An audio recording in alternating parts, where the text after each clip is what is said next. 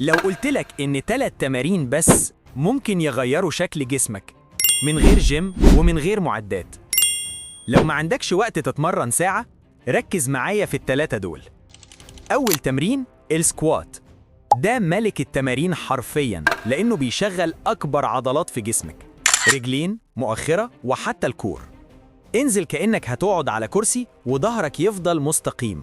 اعمل 15 عدة، 3 مجموعات، ولو حسيت رجلك بتولع اعرف انك بتعمله صح. تاني تمرين البوش اب، التمرين اللي بيبني الصدر والكتف والتراي. نزل جسمك لحد ما صدرك يقرب من الأرض وبعدين اطلع تاني.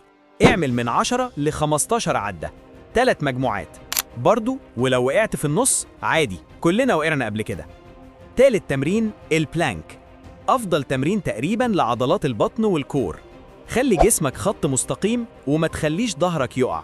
استحمل 30 ثانية، والثواني دي هتحسها أطول من مسلسل تركي. سوري. يلا نكمل.